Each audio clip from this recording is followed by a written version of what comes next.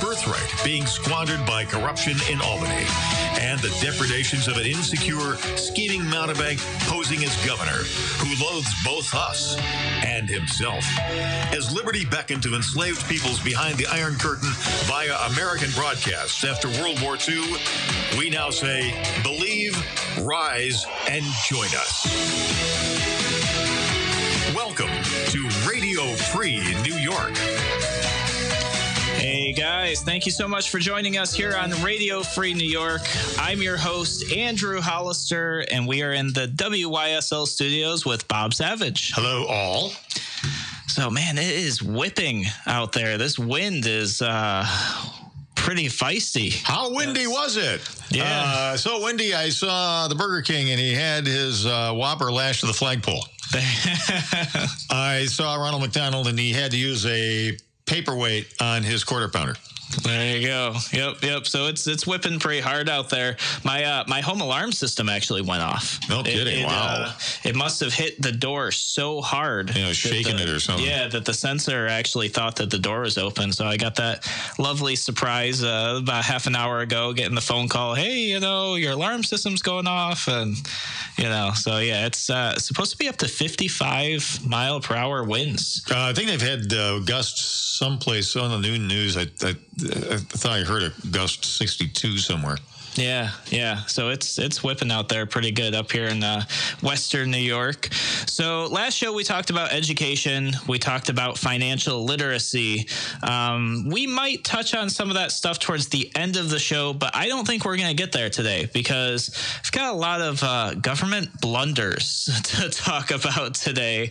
But before I do that, I want to welcome you guys all to the show. Thank you so much to everybody who is listening, both on the radio waves and online. We're on YouTube, Facebook, Twitter. And if you guys have any questions, feel free to give us a call on the show. Give us your comments, your questions. That's 585-346-3000. Or you can comment on the live stream. I'll check it between breaks, and we'll get to that. We've also got some cool Radio Free New York swag. I'll post that in the comments if you guys want a hoodie or a T-shirt. Today's a good day for the hoodie. Last time it was warm outside. Today's a good day for the hoodie. So we're going to have a Radio Free New York string bikini when it gets all sunny and nice? Or? I don't know about that, but it wouldn't be too bad to promote the show, I guess, if we could get a couple people wearing those. Good publicity, bad publicity. I'm not sure which one that would be, but, Just spell our name right. I mean, that's what AOC is all about, just publicity. Yeah. Attention from the media. Yep. Well, I tell you what, I kind of feel like conservatives in general probably give her way more media than she deserves, because every time she does something, it gets brought up, it gets shared like on every news outlet. They make a meme about her, and I mean, she's getting the type of press and media that Trump was able to generate during his election, because same type of thing. His team actually. So probably a lot of people don't know this. I hope I'm not going to ruin this for some people. I went to a training down in DC. And I actually got to meet some of the people that worked, we'll say, for his social media team. And they were teaching social media class. And one of the things that they noticed is if he misspelled something in a tweet, the media would jump all over it, and the fundraising would shoot through the roof. So they would actually plan out. They would deliberately misspell? Yes. Yeah, absolutely. They would. Remember, where was it? Kerfuffle or something like that, or kerfuffle? Kefefe. Kefefe. Yeah. That was planned. That was a media ploy. And it worked perfectly. The media played perfectly into their hands. I don't know that AOC is doing it on purpose, but she's getting the same result. So people got to be careful. Well, she's getting some results that ultimately I think are going to be the kind of results she doesn't like, because she's so gaffe prone and she's obviously so ignorant about even the way that government works. I mean, apparently she thinks there's 3 branches of government in the legislative branch.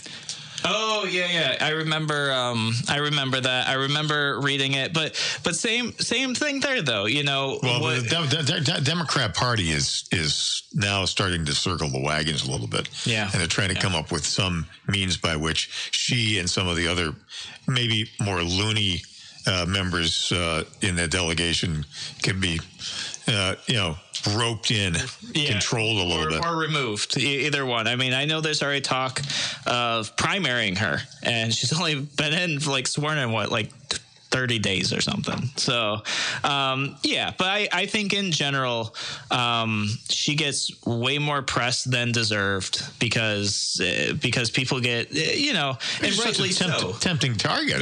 She's a very easy target. Absolutely. When she 100%. comes out and says some of the things that she says, I mean, it's, and she's this freshman congressman that's been very highly touted by the party. So naturally, there's going to be a reaction. Yeah, she's not necessarily the poster child, but pretty close. So, I get that. So I was on Facebook earlier today, believe it or not. I use it. Actually, it's funny. I don't use Facebook or social media as much as people probably think. They probably assume since I'm a younger guy, I've got a smartphone that, man, I must be on social media all the time. And ironically, I'm not. Maybe twice a day I'll go through. Ironically, Facebook in general, and Facebook did not sponsor the show or anything like that. It's kind of a good place to get news. And when I say to get news, I don't mean somebody posts some random sketchy article and that's where you get your information. It's a good place to get a pulse of where people are sharing news that exists, what might be relevant to your community, or maybe not. Maybe it's national, but it kind of gives you a good pulse as to what's being shared around, what's trending, things that people are seeing are important. Twitter does a decent job of this as well, but I think Facebook is just a little more prevalent. So occasionally in the morning, I'll go through there and I'll find news articles about stuff I had no idea was going on, whether it's locally or whether it's nationally, statewide, whatever. And I came across this post where there's a business that wants to put up a sign in this area. They've purchased the property. They're building a building, and the zoning in the city, they're fighting them on it, saying you can't have an illuminated sign. Now, and for me, I see a lot of zoning as restrictions of use of your personal property that you've purchased. Now, I will start this off by saying you shouldn't be able to do things with your property that impact the quality of life of the people around you. So, don't dump bad stuff in the creek that your neighbor's dog drinks out of, or, that sort of thing. Don't play loud music late at night. That impacts people's sleep, stuff like that. But don't build a structure that's so inappropriately large that you block, natural light or. Yeah. Kind of basic courtesy type things. So in general, I see a lot of zoning as really overly restrictive, typically hurts people, restricts their rights to use their property. So I saw this post, and one of the people that live in kind of the general vicinity of the store was like, yeah, we need to stop this. We need to make sure they can't have a sign. And then they referenced, this other place, their sign was taken down. We should take this person's sign down too. And it started to become almost like a crowd mentality, let's go get rid of these signs, And then there was one person who piped up and was like, hey, this sign doesn't impact my quality of life any. I think this is wrong. And people kind of attacked this person on it a little bit, and were like, no, it's bad. Our neighborhood can't look good with it. And like these things that weren't necessarily true. And then later somebody brought up that sign that you guys said was taken down wasn't even taken down. I drove by it. It's still there. So the whole kind of premise that a group of people can decide what you can and cannot do with your property. Yeah, it's called NIMBYs. Not my backyard. Yeah, exactly. NIMBYs. Yeah, absolutely. The idea that they can like lobby and decide to use government force to remove your physical property from your yard when it doesn't harm anybody, I've got an issue with that. I do. And hopefully some reason will work through this. But I already saw people kind of running to the rescue saying, no, we're getting the neighborhood association on this. We're going to make sure this doesn't happen. And the thing about it is we're literally talking about a business that's going to bring jobs to your area, maybe within walking distance of your home, maybe. And you're already trying to like impede that process. And it just kind of goes back to we shouldn't be using government as force. And that's what these people are trying to do. Yeah, well, what they're doing is they're perverting the sentiment for the greater good. Yeah, because really, what it amounts to is not for the greater good, but for my interests. Yep. So, so that definitely stuck out to me. The other thing that I saw was New York has a law about how bright your lights can be as being proposed along the same lines there. So when we come back, we're going to talk about some things being proposed that I really hope Cuomo's not paying attention to, because if he is, they might try to bring it to New York too. So we're going to take a break here on Radio Free New York. We'll be back in a moment.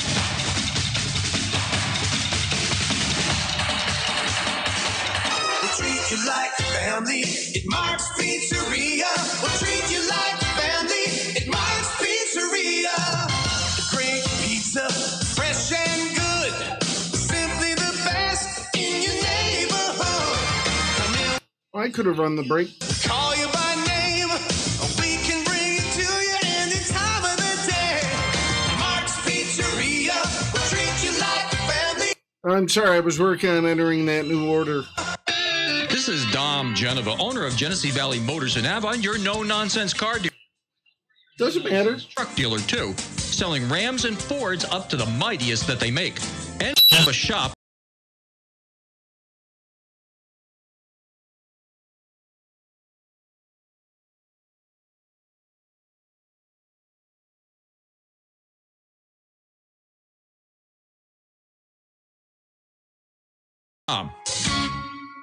You're listening to Radio Free New York on the WYSL stations. All right, guys, welcome back to Radio Free New York. I'm your host, Andrew Hollister, joined in studio by Mr. Bob Savage. And so as I alluded to before the break, it is just open season for bad ideas. Now, I wonder what could you be thinking of? Oh my goodness! So there's so many of them. So I'm just gonna start with New Jersey, right? And for those of you who are like, "What are you talking about, Andrew?" I'm talking about laws that are being proposed across the country. Some we'll see if we get to some in New York, but my fear is that the New York State legislature is going to see some of these laws and go, "Huh, that's a good idea.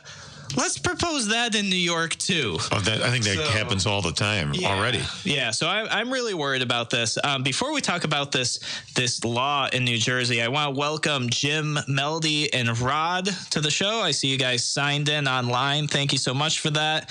Rod, I'll see if I can get to your question a little bit later in the show. So stay tuned, and I'll maybe read that a little bit later. So the very first law that's being proposed, now I've heard of this being proposed in other places. I think Georgia, maybe Atlanta specifically, might have it, or they proposed it. The idea of a rain tax. It's in Maryland. It's in Maryland. Yeah, okay. because of the Chesapeake watershed. There you go. Yep. So what they're proposing in New Jersey, and it's not all 100% clear, unfortunately, but these things aren't usually until they go to court. They want to tax the surface area that you cover on your property. So at first, as I was reading this, I was thinking driveway, sidewalk, like that sort of stuff. Although sidewalk is probably technically municipal owned. But then as I was reading some of the research and articles on it, well, is that your roof, your garage, your shed? That covers, that creates runoff. So that piece was already unclear, but their idea here is that by taxing the surface area of the ground that you cover, it'll help with the pollutants that might wash into the sewers. So they have to treat this water to clean it and all of that. So the bill itself doesn't actually create a tax for this, but instead what it does is it gives the authority to the municipalities to create whatever tax, fines, or fees for it.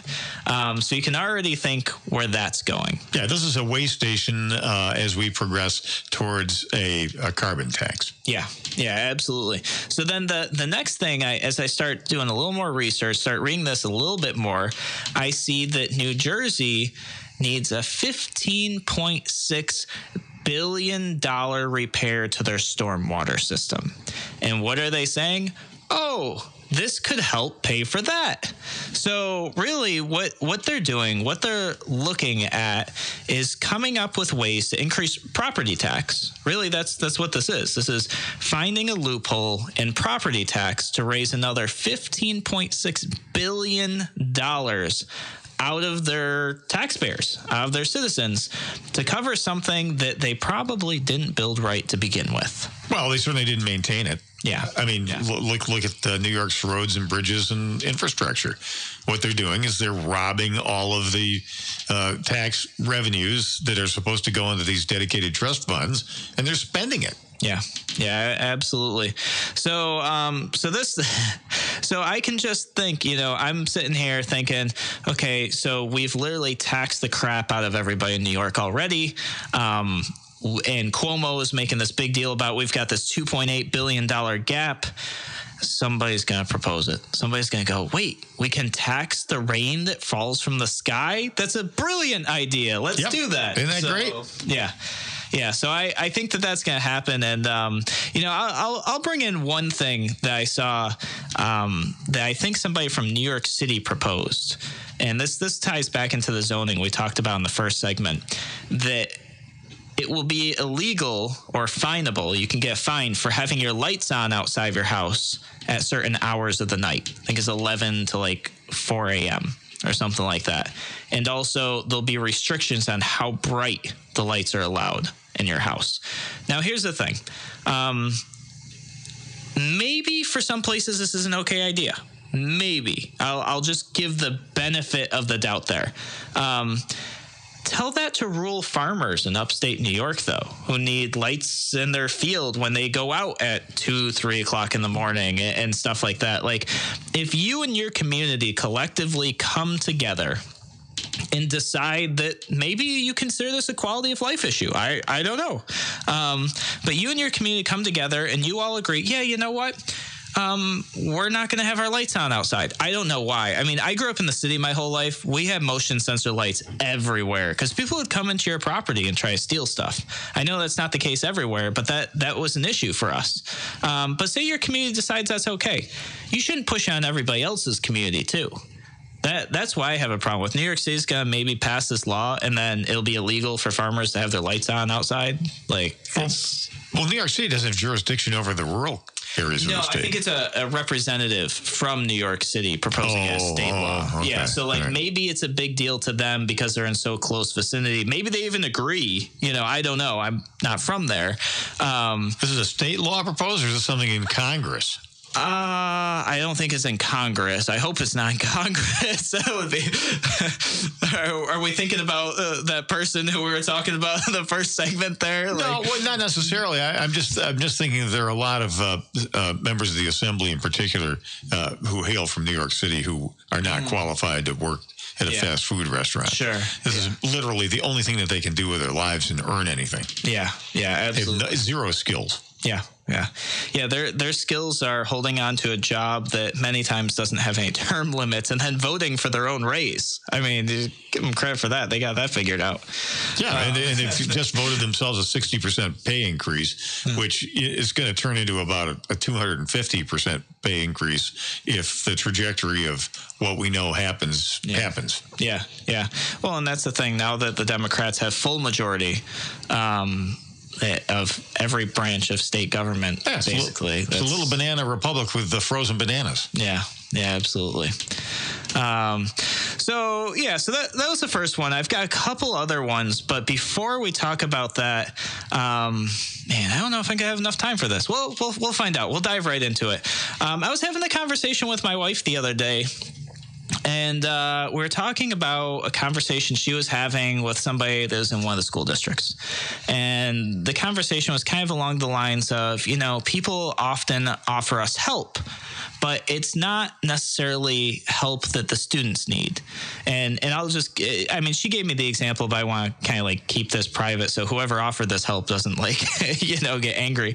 But as an example, somebody said, hey, I'll come teach your students hang gliding. Won't that be great? That'll be really good for the kids. And the school's like, well, we don't have hang gliders. We don't have any of these things. And they're like, what do you mean? Why don't you have hang gliders? The kids should have this. I'll teach them. You get the hang gliders. And the school's like, no, we can't spend funds on this. So kind of like that thing. People. How old are the kids we're talking about? Hang gliders is just an example. The thing that they were talking about was age relevant. Oh, I see. Okay. But I'm trying to, it was hypothetical. It was something that was really outside the scope of education that this person felt would help enrich the students in the way that they thought would help these students. And the school's like, yeah, that would be amazing, but it's not part of our education track. I'm sure it would help kids somehow, but we don't have the means to do so. And apparently this happens often. People offer things that just don't line up with what their ability is to give to the students. And the conversation kind of dovetailed into, well, sometimes this happens with advice. Right? People give advice that maybe it's good advice, but it doesn't fix the problem. And I feel like Trump did that with us recently.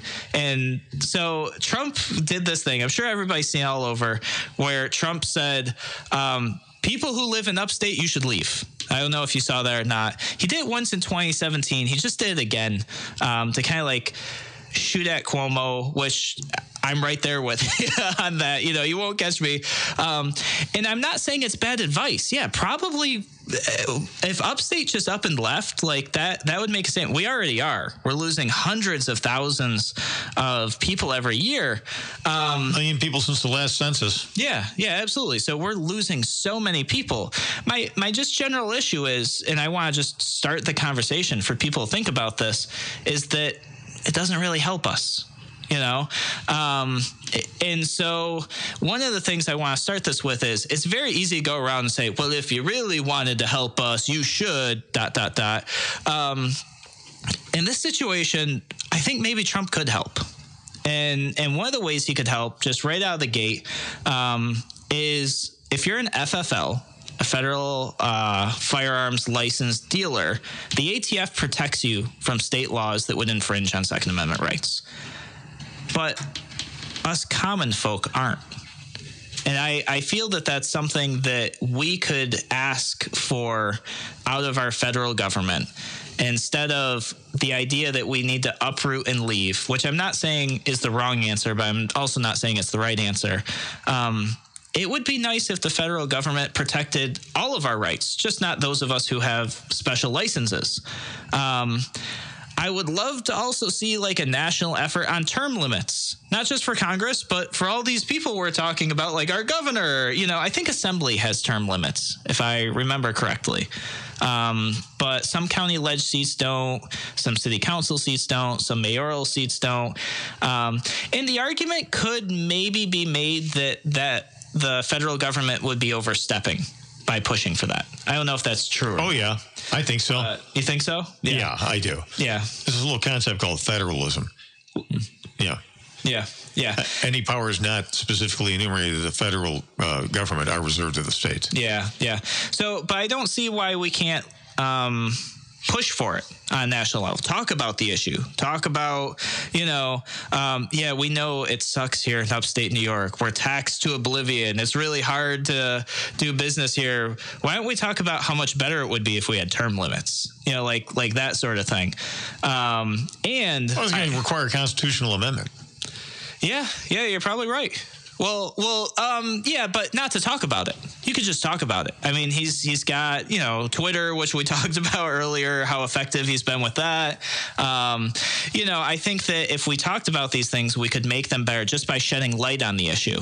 Talk about things like making politicians have to wear the names of their donors on their sleeves like NASCAR drivers. Like that would be huge for Congress. Could you imagine, you're sitting there watching Congress vote on a bill, and the Congress people who are voting for, we'll call it big oil, because I don't know, a lot of people don't like big oil nowadays, and they've got big oil all over their jersey that they're wearing, and they're like, yes, I'll vote for big oil. And they're like, yeah, of course, look at all the big oil, sponsorships all over your shirt. Of course. I think these are the things that would make not just New York better, but us better as a nation. Hillary Clinton's pantsuit would say Russian oligarchs all over it. Yeah, there you go. Big Russia or something like that. So what's the big Russian gas company? Gazprom. There you go. Yep. So, I saw that this morning. I saw Trump again said, hey, if you're in New York, it would be really good for you if you left New York. And I was like, I don't disagree with that at all, but I want to change the conversation. I want to talk about how we can make it better and maybe what he could do to help us get there. I don't know. So we're going to take a quick break here, guys, on Radio Free New York, and we'll be back in a moment.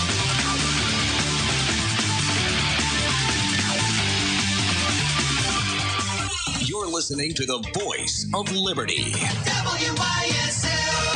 AM 1040 Avon, Rochester, FM 92.1 Rochester, FM 95.5 Spencerport, and WYSL1040.com everywhere. At University Eye Specialists, I see many patients who suffer from dry, irritated, or itchy eyes. Sometimes these symptoms are often due to severe dry eye. Over-the-counter eye drops often help, but sometimes dry eye may require treatment with prescription medication. Dry eye is a very treatable medical condition that should be taken very seriously. The health of your eyes is very important to us. Please feel free to call any one of our local offices for an appointment. In America, we are living longer, healthier lives. The longer we live, the more likely we are to develop eye conditions such as glaucoma, macular degeneration, and diabetic eye disease. If you are over the age of 40, it's important to have a thorough eye examination in order to identify vision-threatening conditions at an early stage. At University Eye, we have the technology and experience to screen for and to treat glaucoma, macular degeneration, and diabetic retinopathy. At University Eye, your vision is our mission. Phone 1-800-724-0938. You're listening to Radio Free New York on the WYSL stations. We are back with Andrew C. Hollister. Hey guys, how's it going? Thank you for joining us here on Radio Free New York. I want to welcome Tony, Eric, Frank, Randy, and Chris to the show. Thank you guys so much for signing in here. We've been talking about just kind of a whole myriad of things, but the last thing I brought up on the show was that Trump said, hey, what's good for the people in New York is leaving New York. And I don't necessarily disagree with him. I think it literally meant that, though. Do you? I think wasn't he just tweaking Cuomo? It probably, but there's truth to it. When you look at it, you go, yeah, a lot of people leave this state for better opportunity. We're taxed like no tomorrow here, where our businesses are regulated out of existence. Our education really isn't that great. There are areas that we excel in, but overall, a lot of people, and when I say a lot of people, we talk about 1 million in the last 8 years, have decided, no, New York's not that great, and they left. And actually more than 1 million, because we had people moving into the state as well. So a net loss of 1 million. We've lost many, many more than that, but some people have moved back or moved in. So naturally, somebody on Cuomo's team had to respond to this. They did. And so their response was... several surveys over the last 2 years have shown upstate cities like Albany and Buffalo have become hotspots for millennials, drawn by, wait for it, comparatively low housing costs. Yeah, it's true. That's true, but it's more than offset by the property taxes. Oh, yeah. Yeah, no, absolutely. But I think what they maybe didn't realize is why housing costs go down when they made the statement. Now, they also said, and job opportunities at the end of that. I'll include that. Wow. I don't believe that for a second. New York State Department of Labor statistics on your own website disagrees with your statement, but the low housing cost is actually relatively true. The thing is, the housing costs are low because the neighborhoods aren't doing well. Because there's no way to earn a living in upstate New York. There's no jobs there for people to live off of. So yeah, you eliminate certain categories like healthcare and education. People who work for the colleges, people who work for the school systems, people who work for government. Yeah, there's not much. No, there really isn't. And even like if you look at federal government right now, federal government employs 1 in every 7 people. So you got 6 people left. How many are, now employed by healthcare, education, or local government? I bet you it's a hefty number of those remaining 6 people. #1 billing radio station in the country. Yeah. Yep. WTOP in Washington, D.C. There you go. And they have an AM station, the call letters of which are WFED. And it's programming that's entirely aimed at federal workers. Interesting. Wow. I did not know that. Yeah, more than stations in New York or Los Angeles. Yeah. Wow. I did not know that. Yeah, so when I saw that response, I was like, wow, they're just so out of touch with the people in upstate that they don't realize, housing's cheap here because people don't have jobs. The neighborhoods are run down. We always hate on the roads, but the roads are really bad up here too. They are awful. Oh my gosh. I recently did some traveling. I do a lot of road traveling, and it's like right when you cross the New York State border, you instantly know it. All the rust starts shaking right off your car because it's like driving on a rumble strip on, our highways. And there's a couple sections that are good. I'm not saying everything's that bad. But there's a noticeable difference when you go from other states and you come into ours. The first thing you see is a line of state troopers ready to take your money and awful, awful roads. Yep, exactly. That's those guys with the light bars on top of their cars. Unfortunately, and this is not their fault, but they're New York's new tax collectors. Yeah. I had a friend who drove from Florida to Rochester. Up through, Georgia and then the Carolinas and Tennessee and Kentucky and then Ohio. And maybe he went the eastern route, so he went through Pennsylvania, I'm not sure. But went the entire distance and he crossed over into New York State. But it was the eastern route because he went through Binghamton and up to Syracuse.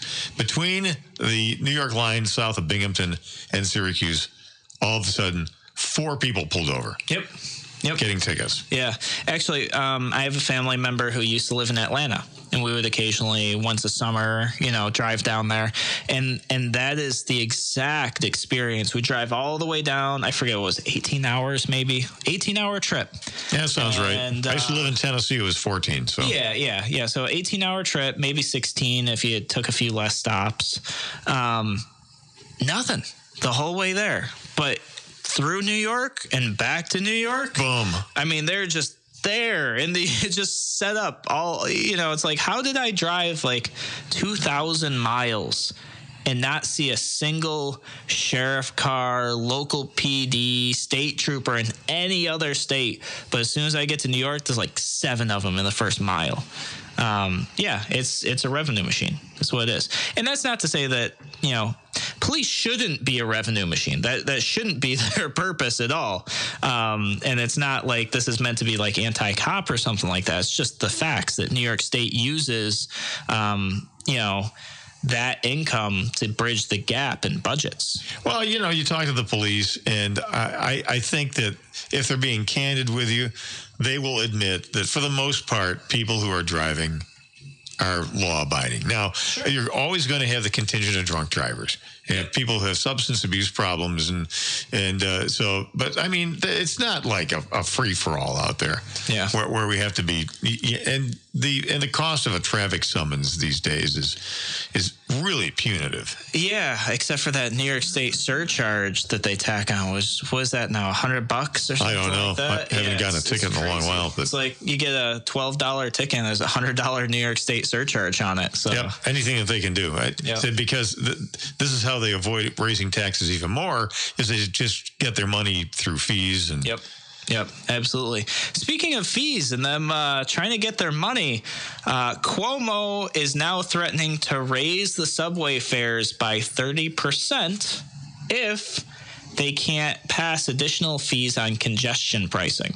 So this largely impacts New York City, to be honest. But there is a piece that impacts us. So for those of you who might not be familiar with what's going on, New York State, the MTA, the subway down in New York City is just abysmal. They have so many issues. They have lines that need to be repaired.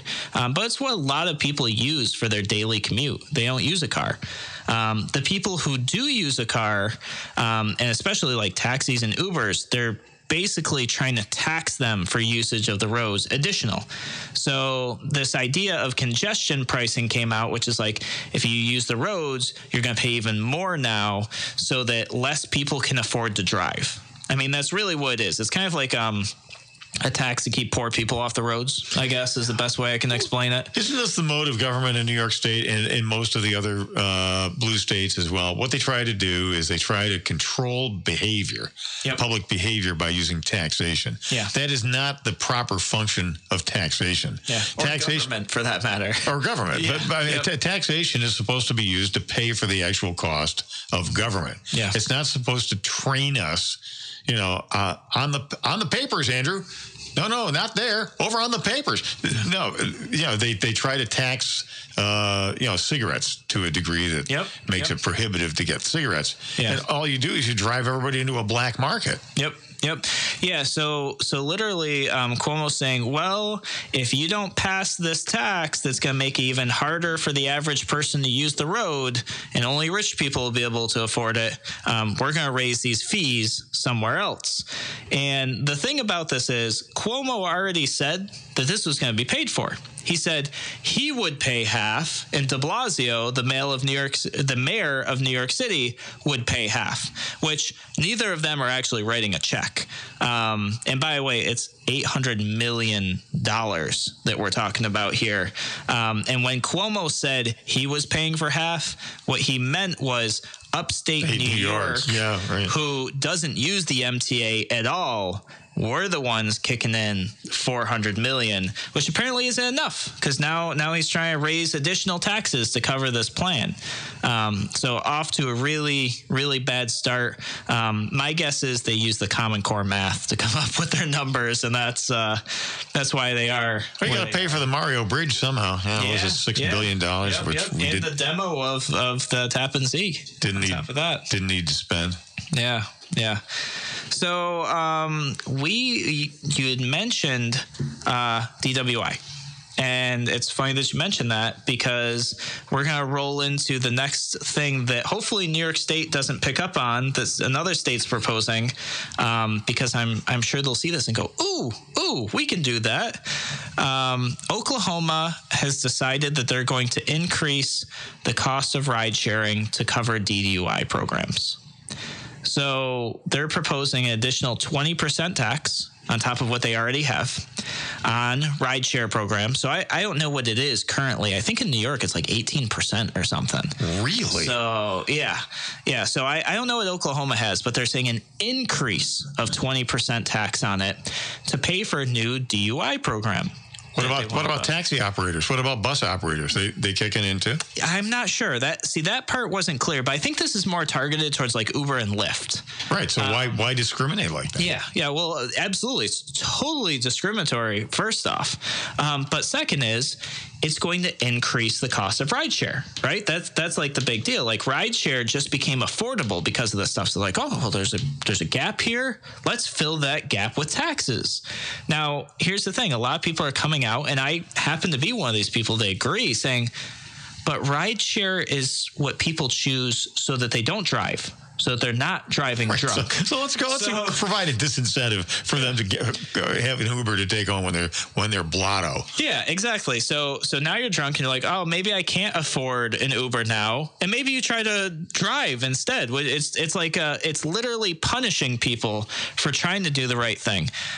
So the representative who proposed this people said, like, hey, you're going to make rideshare more expensive. And by doing that, you're probably going to have more DUIs and DWIs. So his response was, well, I can't control what a rideshare service chooses to do in response. My hope is that they'll be What do you think they're going to do in response? You think they're just going to say, oh, well, you know what? I'm just not going to raise. I'll just take money out of my own pocket to enable these politicians. Yeah. That's insane. He goes on to say, my hope is that they'll be willing to become a committed partner in ensuring that more Oklahomans get home safely, whether that's during a surcharge pricing or not. Proving once again that there are a lot of people, not all, but a lot of people in government who are just so incredibly clueless. Oh, yeah. They have no idea how business or economics works. Yeah. Yeah. It's like the program that they had here in New York where they said, oh, you know what we'll do? We'll improve the employment and decrease unemployment by providing an incentive. We'll give employers $6,000 for every new job that they create. What did they think that we're stupid? Yeah. So we're going to hire a $40,000 a year person we don't need to get a $6,000 tax break? Yep. Yeah. That's not the way business works. No, it's not. It's not. I mean, you see it with programs like Startup New York. That was an abysmal failure. So Representative Bell was asked to address the concern of punishing people who are trying to be responsible for avoiding drinking and driving. And he did not respond. No, because he never thought that far about it. No. All right, Radio Free New York. All your rights, all the time. Will return on the WYSL stations, FM 92.1, the new FM 95.5 West, and News Power 1040 AM, WYSL.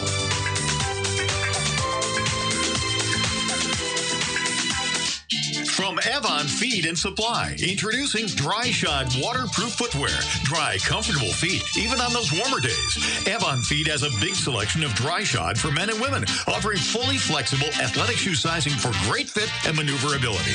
Its exclusive insulation breathes and keeps you warm without bulk, and you'll stay dry top to bottom with state-of-the-art waterproofing. While you're at Avon Feed, find everything for your pet, from feeding bowls to toys, leads, collars, beds, crates, and tie-outs. Avon Feed and Supply has what the big pet chain stores will never have. Tim Cole and his great knowledgeable staff. And if you think you'll save money at that pet superstore, well, think again. While you're at Avon Feed, don't forget the two-legged pets with River Rat Thousand Island cheese in great flavors, including hard-to-find mean and nasty. Plus, once again, nut butters, Nunday mustards, and Rickles pickles. Open weekdays 9 to 6, Saturday 9 to 4. Avon Feed and Supply. West Main Street at the bottom of the hill, just west of the Circle. You're listening to Radio Free New York on the WYSL stations. All right, guys, we are back here on Radio Free New York. I'm your host, Andrew Hollister. We've got Bob Savage here with us in studio as well. And I want to welcome a few more people to the show. Looks like Jay signed in, and Nico, hi, and Buffalo Will on Twitter. That's a cool name. I'm sure that's not his real name. We've also got Barbara, Steven, Kevin. Thank you guys so much for joining us here on the show. Definitely, if you guys have any comments or anything that you want to bring in or any questions, I'll actually hit. Rod asked a question at the beginning of the show, and he said, hey, what's up with Amazon? He said, it looks like they might be going elsewhere. I hear that the politicians in that aren't very welcoming to them. Is he talking about New York City, or is he talking? I think that he's talking about New York City. So I haven't heard anything about it changing, but I know that there's been some major issues with Amazon. First being, everybody's really upset about it. I mean, even down in New York City, people on the left who very much support Cuomo came out against him on it. So people in general, upstate, downstate, left, right, middle, everywhere in between, in general, were very upset with the deal. Very upset. $3 billion going to, was he the second richest guy in the world right now? Jeff Bezos. Pre-divorce. I mean, he's making some good money. So people were pretty upset about that. Then to top it off, one of Cuomo's buddies was the guy who owned the firm that Amazon hired as a consultant to help them integrate and build and all this other stuff. So no way. Yeah. Are you serious? No. Yeah. That's what happened. So nothing happens in this state until you grease a Cuomo. Yep. So I know that that also had a huge amount of uproar. People are really upset about that. And Cuomo's like, "What do you mean? I'm not getting the money. It must be fine." Right. And so I don't know that anything's changed with Amazon, but I know that people are really upset about it. And some of Cuomo's lackeys, if you will, some of his, the elected officials have spoken out against it, but nothing that actually means anything. Just kind of like virtue signaling, like, yeah, that was a bad idea. We should have known about it type thing, but no real change. And also there, but for the grace of God go I, because, so many members of the Cuomo administration have gone to the clink for pay to play. Yep. Yeah. And here's the thing. I was listening to a show the other day. I don't remember what the show was, but they were talking about how when any party has absolute power in an area, corruption ensues. And they're like, listen, in New York today, it happens to be the Democrats. Yeah, I think that was Julie Jordan's husband, Jeff. Was it? Okay. Jeff DePalma. He made that comment. Yeah, when you've got basically you got a one-party system, what you have is the old Soviet Union. Exactly. And that's exactly what we're going to have here in New York. Our corruption is going to increase even more, which is hard to believe because we've been ranked number one for corruption in the nation for 10 years now or something like that. What we do have. Yeah. So now we're just going to blow those statistics right out of the water. It's very upsetting. So we talked about Oklahoma, and their idea of how to fund their DUI programs is to punish people who are trying to not drink and drive. Beyond stupid. Yeah. Well, in Connecticut, the newly elected representatives in Connecticut, one of which is 22 years old. So good for him. That's amazing, getting elected to state legislator at 22 years old. I think he's the youngest, definitely the youngest in the state to ever get elected at that age. Might be in the nation. I'm not sure. There's an 18-year-old mayor somewhere. Yeah, but this is like state level, so I don't know. But yeah, I know there's been a couple 18-year-old mayors. So him and another freshman representative have proposed a 50% tax on ammunition. Now, that sounds awful, but they're calling it a public health measure. So now it's okay. It's okay. It's for public health. See my previous comment about trying to shape and direct people's behavior using tax. Yep, and that's and they're not even trying to hide it. And in fact, what they literally said was, well, it's just like a cigarette tax. That's literally what they said. They said, it's like a cigarette tax. We tax cigarettes to help people make better decisions about their health. We want to do the same thing with ammunitions. And what do they think? Do they honestly think that criminals are going to pay the tax on the ammunition? Well, not only that, so here's the thing. They go, well, of course, we're going to exempt military, as if the military is going to buy their ammo from, Connecticut, but we'll exempt military and law enforcement so they won't have to pay the tax. Now, there's a tax I'd be scared of Andy Cuomo noticing and emulating. Yeah, no, absolutely. It's ridiculous. So, you look at this, and my thing is this. These taxes do nothing to curb crime, nothing to curb shootings. Of course not. At all. Nothing. All it says is we're okay with crime, we're okay with shooting if you can afford a 50% tax. That's literally the message that's being sent. Well, it's just a stupid thing to do. First of all the people in Connecticut will just buy their ammo in another state. Yeah. Yep, absolutely. And that's the thing that these people just don't understand. They're trying to, create habits and change culture by basically creating a two-tiered system, the haves and the have-nots. Exactly. Those who can afford it and those who can't. And maybe we'll do a show about this. There is actually a really, really good explanation of how gun control in general is largely racist. The origins of it. And it goes back to California and a whole bunch of stuff. We could probably dedicate a whole radio show to it. But it's turning into not just people of color, although firearm laws in general are used much more against people of color. But now it's just the haves and the have-nots. It's you can afford it or you can't. It's a two-tiered system that we're creating in this nation. Yeah, McCoy, what the government elites do not like a prosperous, independent middle class because they don't need what government wants to sell. Yeah. What government is selling is dependence on government because that keeps them in power. Yep. Yeah. So, and that is exactly what's happening here. I mean, they're building this two-tiered system. They're doing kind of like some people would call it backdoor gun confiscation. I wouldn't quite call it that. It's more of just making it so expensive that you can't afford to have it to begin with. But that's literally what they're doing. And I've just, when you think that they've finally ran out of things, no, they haven't. They come up with new ways to do things, and they create laws that hurt the average law-abiding citizen. And this is a great segue to Ben Wassel, who, he's a military veteran, served multiple tours for our country, he's combat disabled, and he was the first guy arrested under the SAFE Act. And, he's got a family. I was saying that What was his alleged transgression? Would he have too many rounds in his mag? No, I think that he sold a firearm. Yeah, I think is what it was. Well, one of these deals where this firearm was perfectly legal last Thursday. Yep. But now all of a sudden it's a felony to have it. And not just that the person who was seeking the firearm was an undercover state trooper, which just reeks of go out and find somebody so we can make an example with this law. And that's exactly what happened.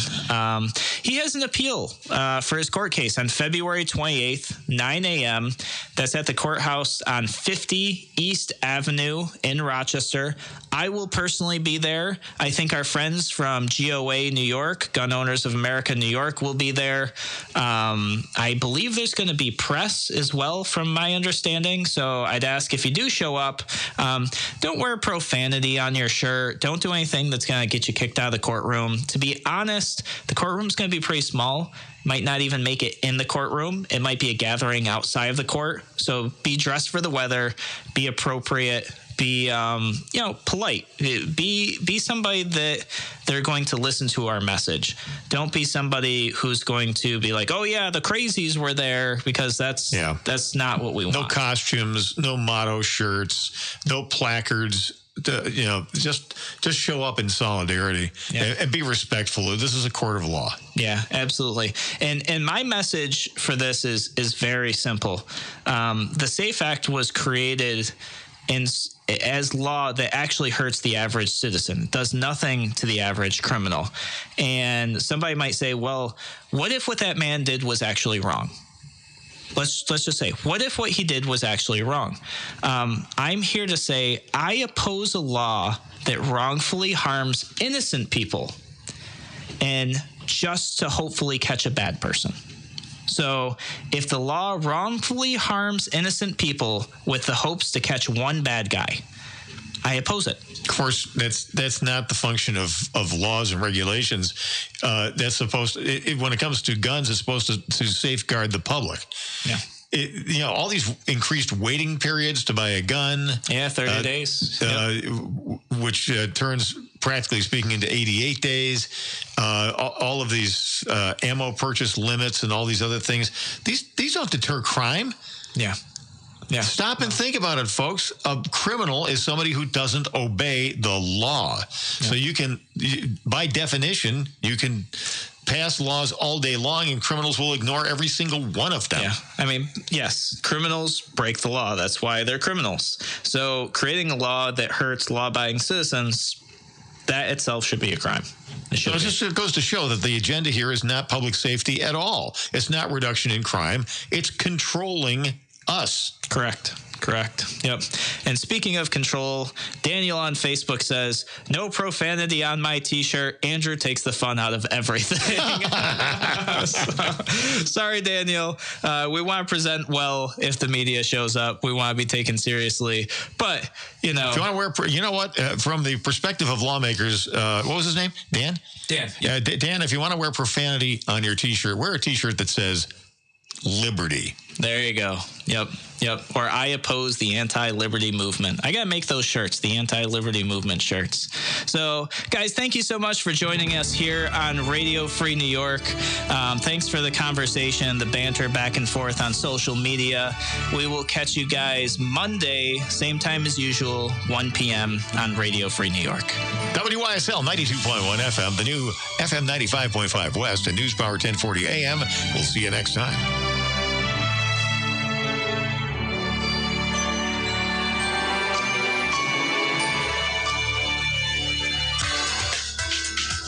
Announcing firearms training for all levels of experience from the all-new US 2A Training Associates. Based in Monroe County, US 2A offers affordable, judgment-free, beginner-friendly basic pistol and shotgun courses. Our students will learn the safe, responsible, practical use and maintenance of their firearms. For more experienced